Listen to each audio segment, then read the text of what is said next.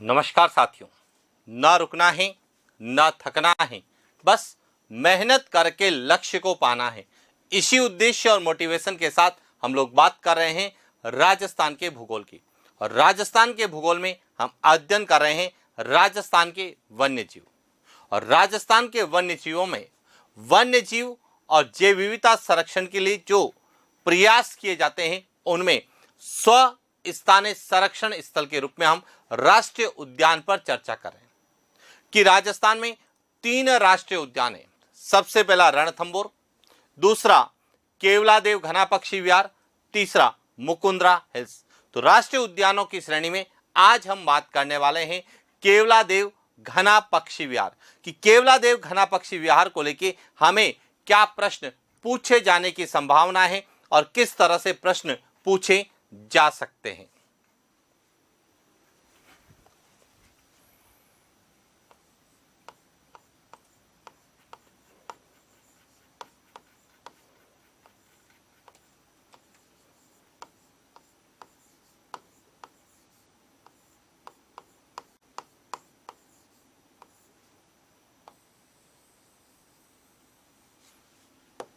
राजस्थान के वन्य जीव में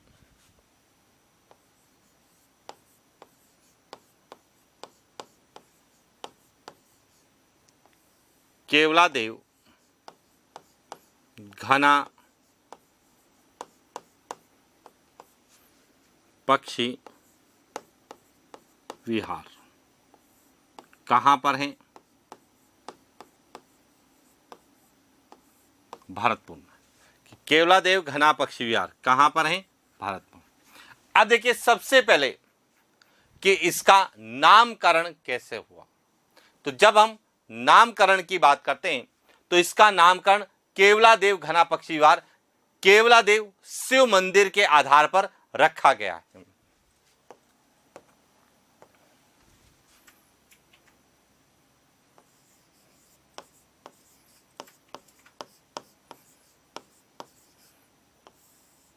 केवलादेव घना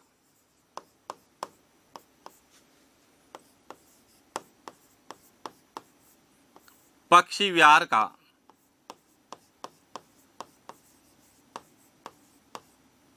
नामकरण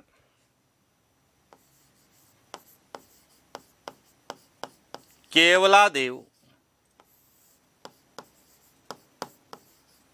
शिव मंदिर के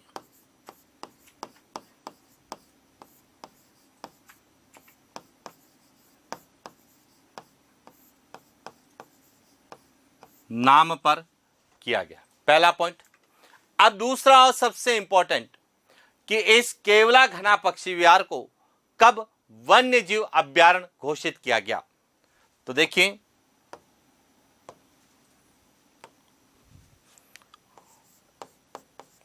राजस्थान राज्य वन्य जीव एवं पक्षी संरक्षण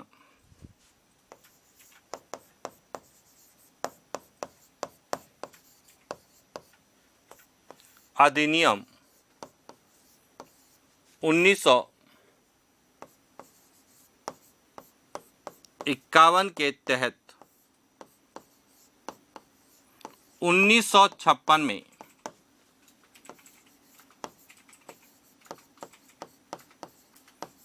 केवलादेव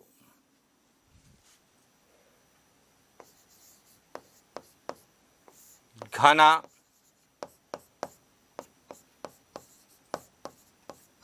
पक्षी विहार की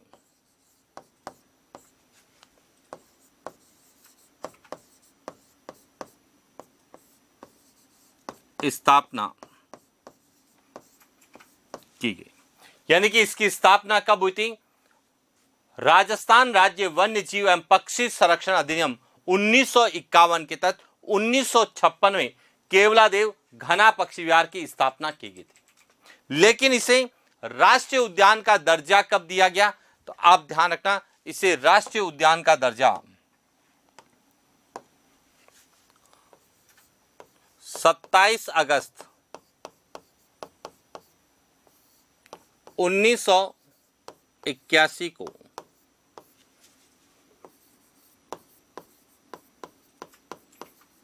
केवलादेव घना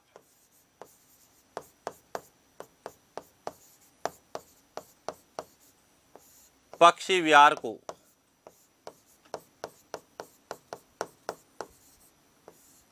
राष्ट्रीय उद्यान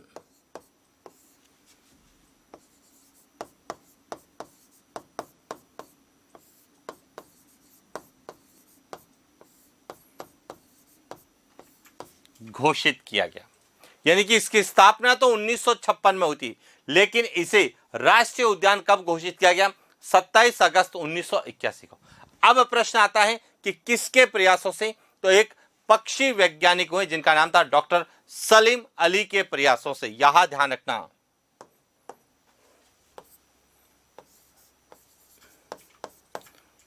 पक्षी वैज्ञानिक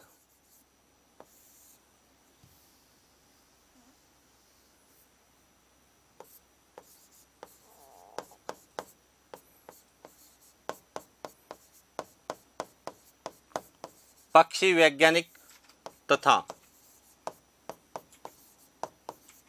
bird man of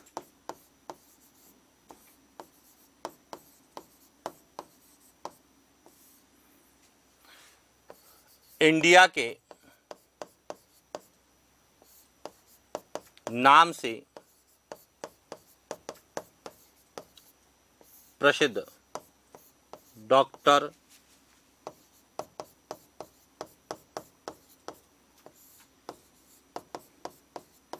Salim Ali के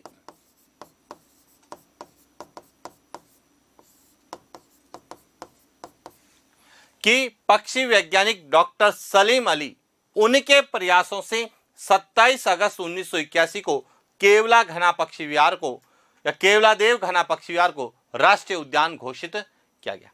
अब केवलादेव घना पक्षी विहार राजस्थान का दूसरा और क्षेत्रफल की दृष्टि से सबसे छोटा राष्ट्रीय उद्यान है। जो 3 राष्ट्रीय उद्यान है, रणथंभौर, केवलादेव और मुकुंदरा हिल्स, इन तीनों में सबसे छोटा कौन सा है? तो ध्यान रखना, केवलादेव घना पक्षी विहार। सबसे बड़ा रणथंभौर राष्ट्रीय उद्यान है, तो सबसे छोटा केवलादेव घना पक्षी विहार है। यह विशेष रूप से पूछा जाता है।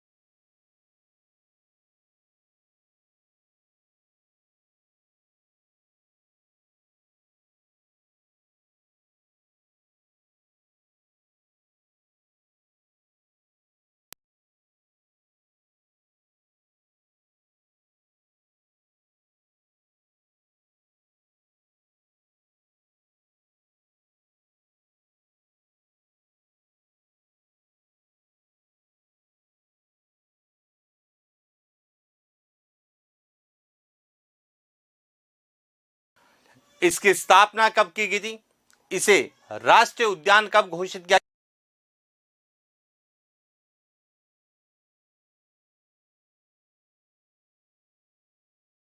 है? तो ध्यान रखना, केवलादेव घना पक्षी विहार जो है, यह प्रवासी पक्षी साइबेरियन सारस, जिन्हें हम सफेद सारस कहते हैं, जो कि साइबेरिया से आते हैं, उनके लिए प्रसिद्ध है।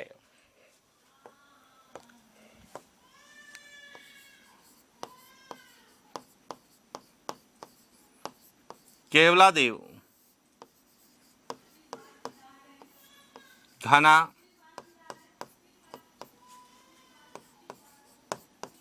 पक्षी विहार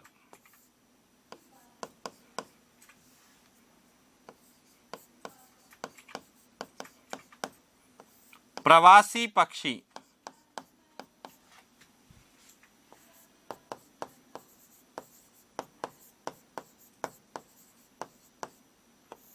साइबेरियन सारस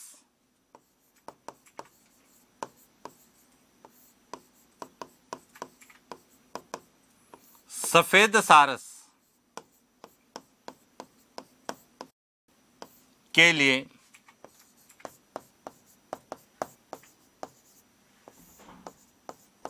यह जो केवलादेव घना पक्षी विहार है, यह सफेद सारस के लिए प्रसिद्ध है।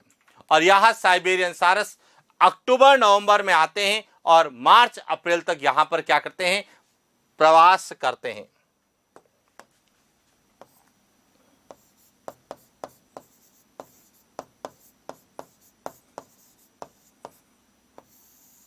साइबेरियन सारस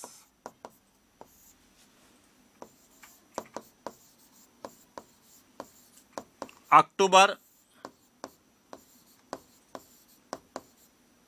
नवंबर से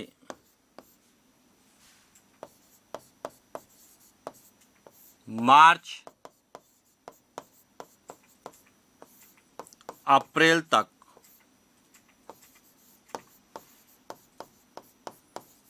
केवलादेव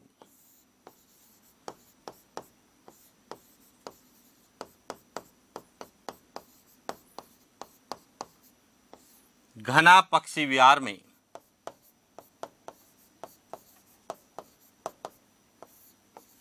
प्रवास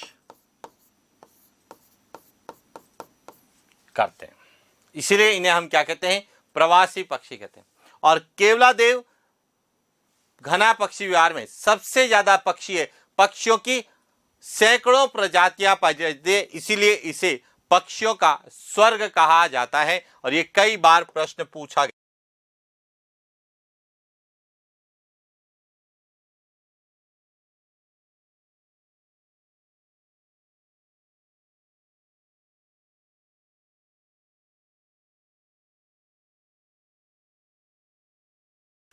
पक्षी विहार को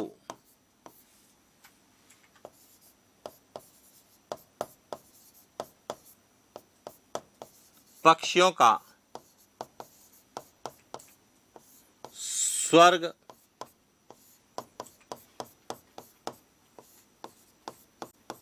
कहा जाता है। तो यह ध्यान रखना कि केवलादेव घना पक्षी विहार है, इसे ही पक्षियों का क्या कहते हैं, स्वर्ग कहा जाता है। क्लियर होगा।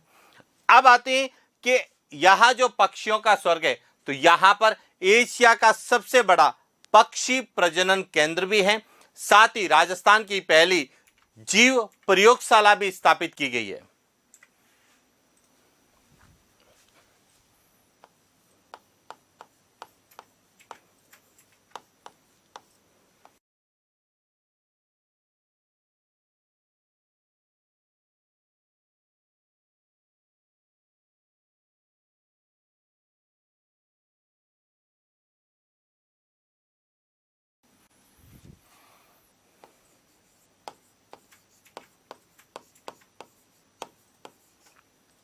केवलादेव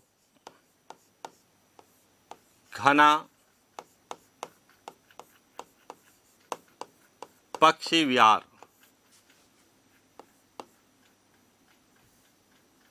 में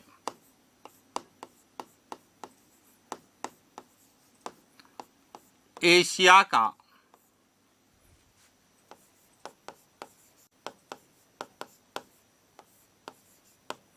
सबसे बड़ा पक्षी प्रजनन केंद्र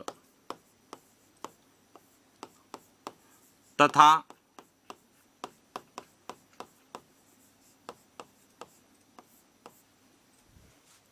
राजस्थान की पहली जीव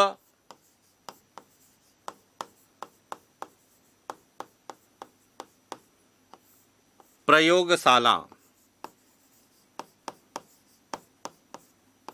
स्थापित की गई। इसमें एशिया का सबसे बड़ा पक्षी प्रजनन केंद्र और राजस्थान की पहली जीव प्रयोगशाला भी स्थापित की गई है। क्लियर हो गया? अब इसमें कौन कौन से पक्षी हैं तो देखिए, केवलादेव घना पक्षी विहार में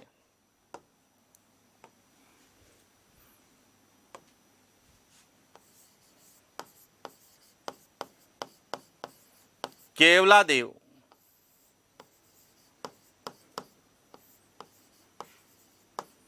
घना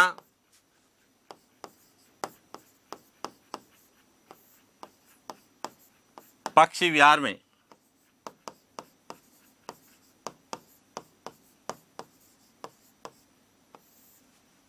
साइबेरियन सारस, सैनिक जांगिल, सलेटी,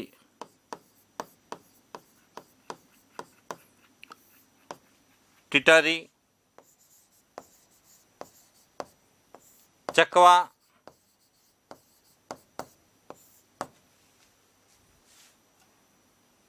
चकवी, मोर, कोयल,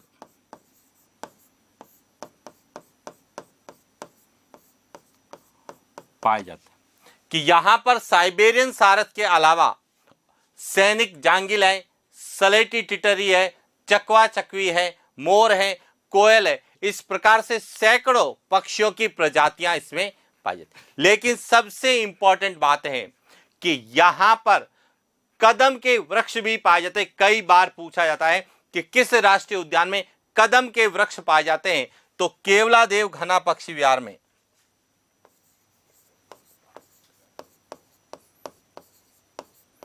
केवलादेव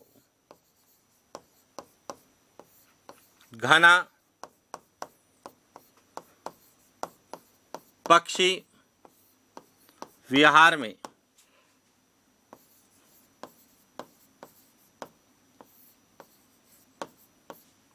कदम के वृक्ष, मोथा, घास,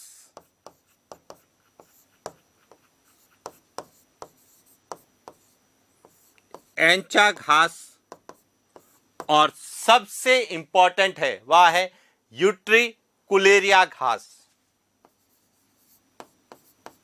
यूट्रिकुलेरिया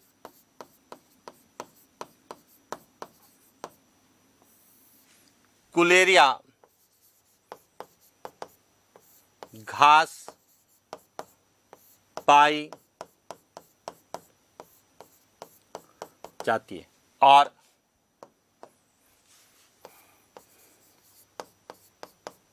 यूट्रिकुलेरिया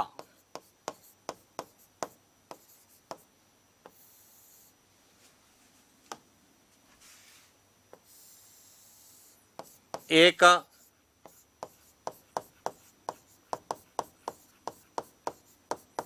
मांसाहारी घास है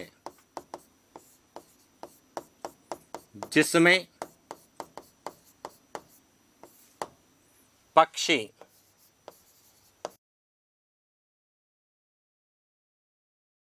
फंसकर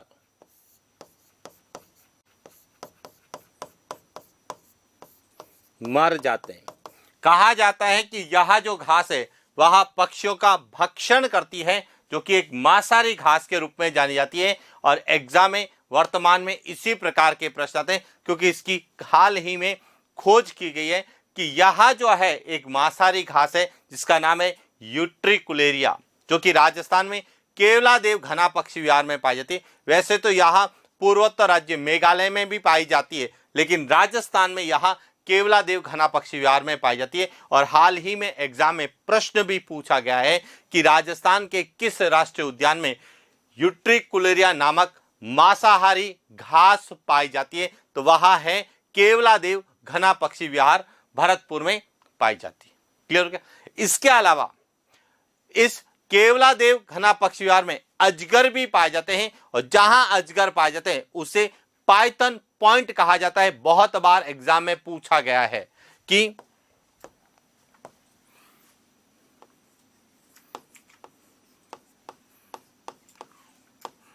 केवलादेव घना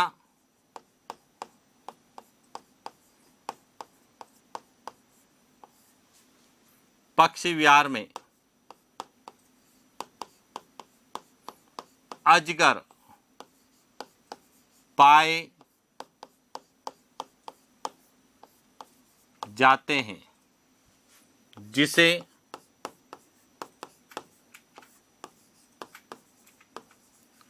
पाइथन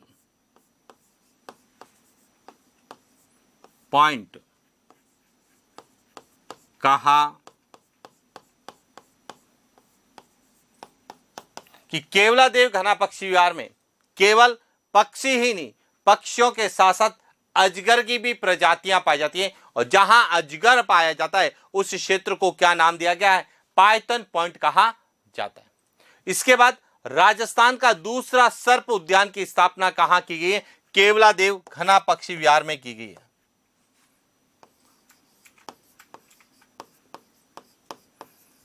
केवलादेव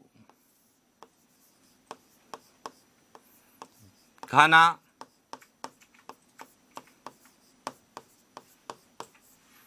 पक्षी विहार में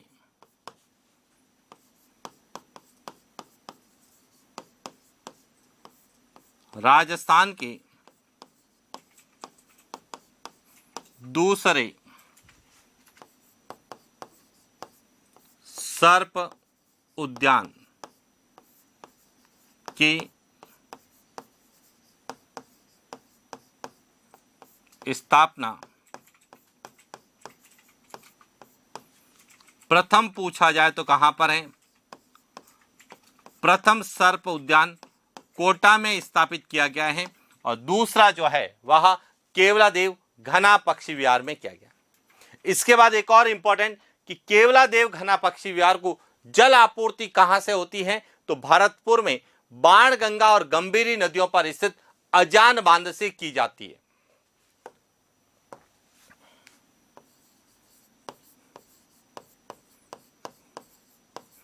केवलादेव घना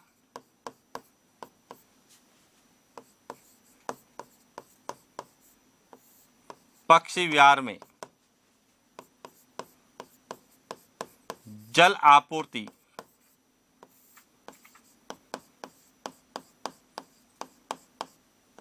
बाणगंगा तथा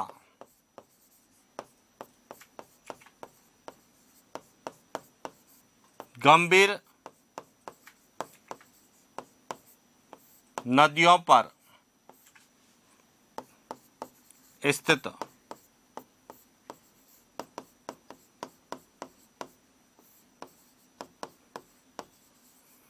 अजान बांध से होती है। यह ध्यान रखना, अजान बांध जो कि कहां पर है? भरतपुर में बाणगंगा और गंभीर नदियों पर अजान बांध बनाया गया है, और इस अजान बांध से जल आपूर्ति किसको होती है? केवलादेव घना पक्षी विहार को होती है, और ये डायरेक्ट ही प्रश्न पूछा जा सकता है। इसके बाद केवलादेव घना पक्षी विहार न केवल एक राष्ट्रीय उद्यान है, बल्कि इसे 1 अक्टूबर 1981 को राजस्थान की पहली रामसर साइट घोषित किया गया।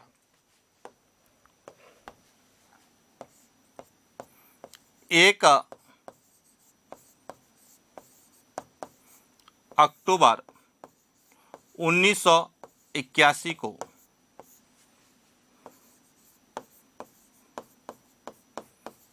केवलादेव घना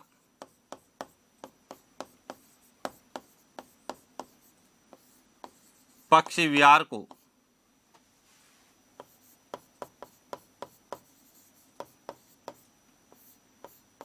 राजस्थान की पहली रामसर साइट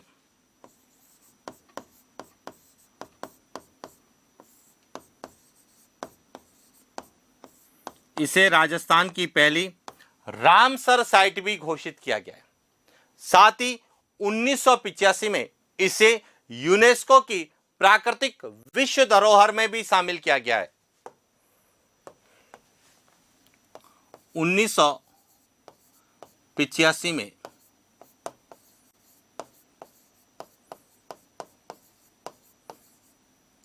केवलादेव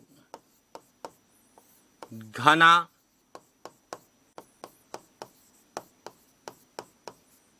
पक्षी विहार को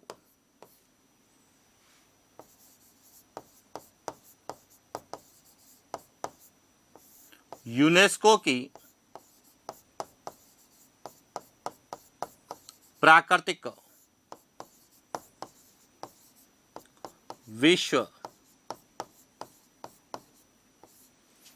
धरोहर में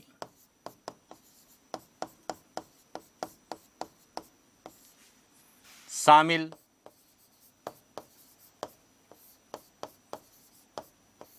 किया गया।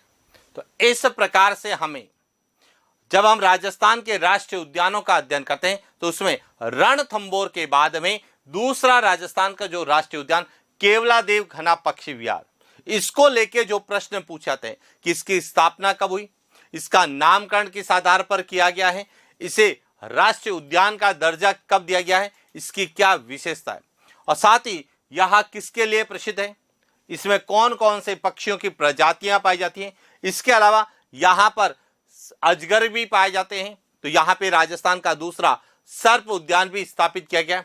साथ ही राजस्थान की पहली जीव प्रयोगशाला भी स्थापित की गई और यह एशिया का सबसे बड़ा प्रजनन केंद्र भी है, प्रजनन स्थल भी है, पक्षी प्रजनन स्थल है। साथ ही इसे रामसर साइट में भी शामिल किया गया है। साथ ही यूनेस्को की यह विश्व धरोहर में भी शामिल है। तो इस प्रकार से हमें केवलादेव घना पक्षी विहार को राष्ट्रीय उद्यान के रूप में जो प्रश्न पूछे जाते हैं उसके बारे में चर्चा की। हालांकि जब हम जैव विविधता संरक्षण की बात करें तो रामसर साइट भी पढ़ते हैं, तो रामसर साइट में भी हम केवलादेव घना पक्षी विहार का जो है विस्तार से अध्ययन करते हैं। लेकिन राष्ट्रीय उद्यान को लेकर जो प्रश्न हमें केवलादेव घना पक्षी विहार से पूछे जाने की संभावना है उस पर हमने चर्चा की। तो यह था केवलादेव घना पक्षी विहार। तो आज के लिए इतना ही, मिलते हैं नेक्स्ट क्लास। Thank you.